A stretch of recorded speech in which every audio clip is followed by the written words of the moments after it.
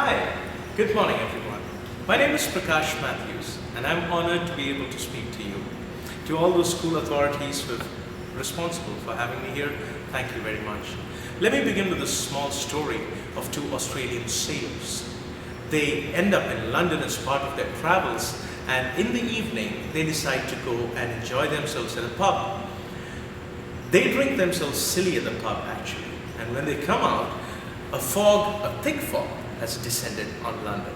So they are drunk silly, they do not know where they are, and to add to it, there is a thick fog. So as they stand there wondering what to do next, they see this shadow coming towards them through the fog. Unknown to them, the man who's coming towards them is a highly decorated British naval officer. So since they don't know him, they ask him, "Hey bloke, do you know where we are?" And he replies, offended at the disrespectful way they spoke to him, "Do you know who I am?" And one of these sailors tells the other, "Well, we are in a real mess now.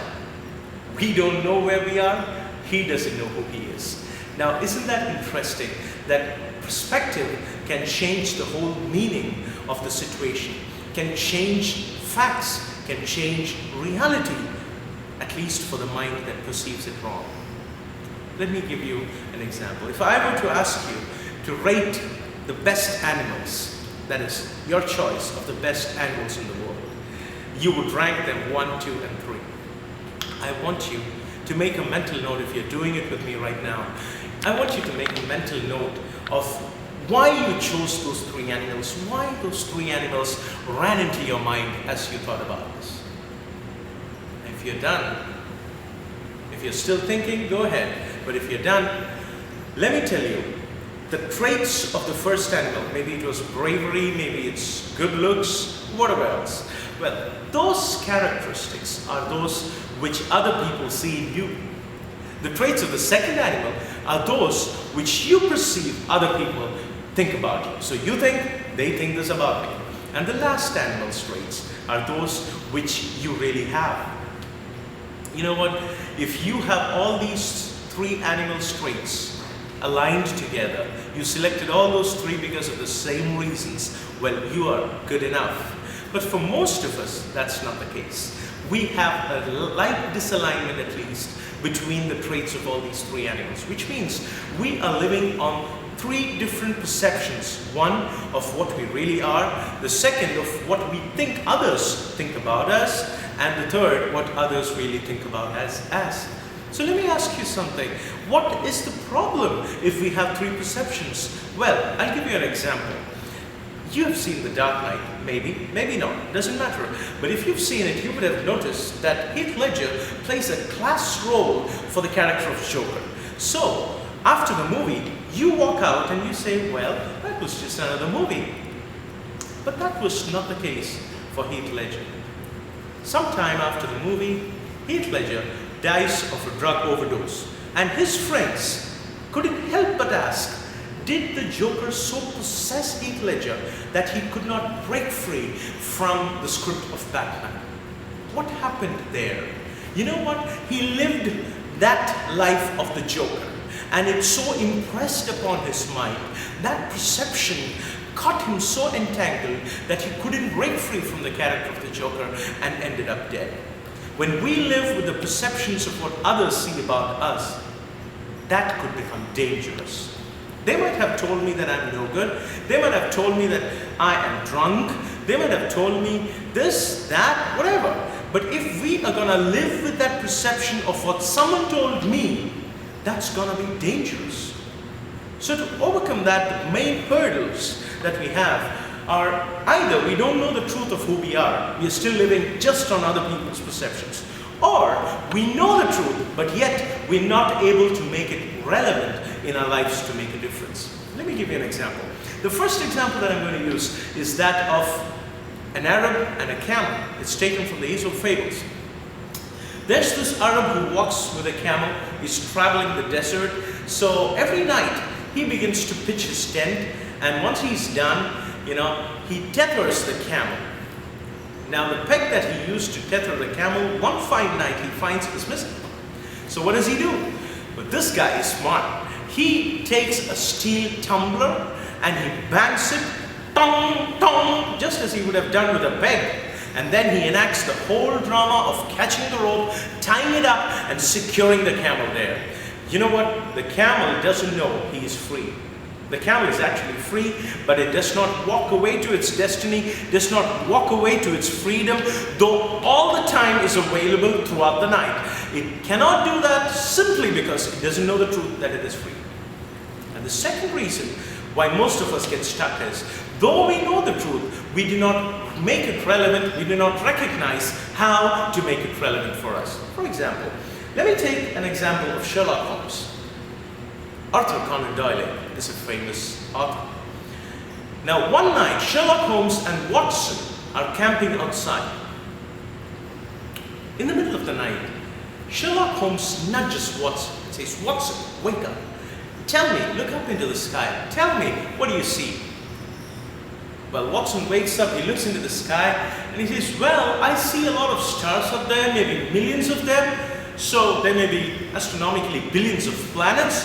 Astrologically, I think Saturn is in this phase. Horologically, I think it's past 3 in the morning, maybe a quarter past 3 in the morning, and so on and so forth. But then, Holmes, what do you think?" And Holmes tells Watson, "Watson, you idiot, our tent has been stolen." You know what? Watson saw facts. Yes, he did. He recognized the truths, and yet he did not recognize the relevance of what he saw. So let me tell you, friends, at times we don't know the truth of who we are, and at times we do not know how to make it relevant. We do not see the relevance of what we see.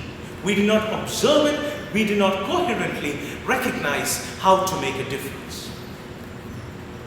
For example, if I were to tell you, my name begins with Prakash, and that is P. So, my first name, Prakash, starts with the letter P.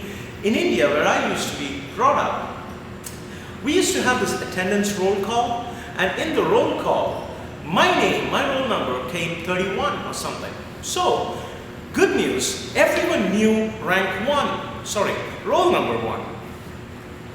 They even knew rank 1, they knew roll number 1. But no one knew rank 31, no one knew roll number 31. And I was not that great at studies at one point of time. So I was not famous for being a big studious guy. I was not known because I had the first name in the roll call roster. I was fat. People didn't like me because I was not that attractive. I was not kind of great. I was not flashy. And so I just lived this life of a mediocre guy. And then in my 7th grade, I found out that I could speak. I could address people. I could address an audience. And I began to make use of it. I began to capitalize on it. I began speaking.